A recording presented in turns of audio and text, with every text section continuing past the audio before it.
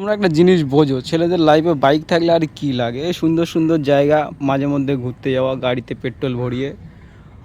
আর ঘুরতে ঘুরতে কষ্ট হয়ে গেলে ঠিক আছে, এরকম গাড়িটাকে সোফা বানাও, সোফা বানিয়ে এরকম শুয়ে পড়ো, কোনো ব্যাপারই না গাইস। ঠিক আছে, তো এটাই বলবো। ঠিক আছে, মেয়েরা জীবনে কষ্ট দেবে, চলে যাবে, কারণ ওদের কাছে বেটার অপশান আছে। গাড়ির ঠিক আছে খারাপ হবে, আবার ঠিক করব, আবার পেট্রোল ভরবো, আবার ঘুরতে বেরোবো। ঠিক আছে, কষ্ট হয়ে গেলে আবার শুয়ে পড়বো এরকম।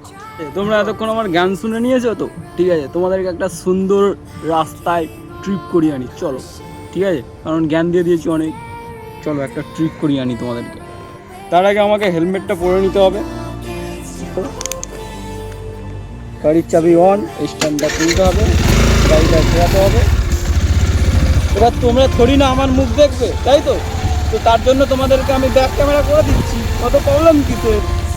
নাও গাইস, তোমরা সুন্দর একটা প্রকৃতির অনুভব করো। ঠিক আছে, এই যাচ্ছি আমরা, মনে করো তুমি ঘুরছো, এটা আমি ঘুরছি না। ঠিক আছে, এটাই মনে করো। দেখো সাইডগুলো দেখো কত সুন্দর লাগছে।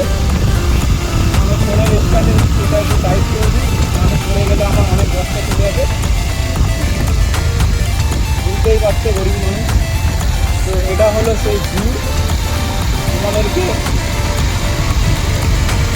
তোমাদেরকে আমি সুন্দর রাস্তায় নিয়ে যাব,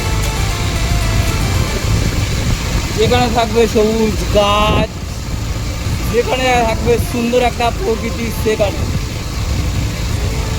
তো দাদা ওখানে ভিডিও বানাচ্ছে R15 নিয়ে, আর দিদি করে দিচ্ছে ভিডিও। তো এরকম একটা লাইফ পার্টনার থাকলে আর কি লাগবে না, লাইফ পার্টনার থাকা উচিত। কী বলছি আমি নিজেই জানি না গাইজ। একবার বলছি বাইক থাকা উচিত, একবার লাইফ পার্টনার থাকা বুঝতে পারছি না। ঠিক আছে, আমার কথাই ফোকাস দিও না, রাস্তায় ফোকাস দাও। তো এটা কি হালওয়াল গাড়ি, হালওয়াল।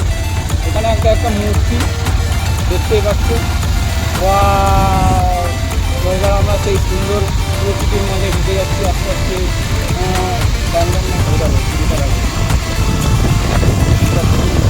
দাদার বাইকে, ঠিক আছে।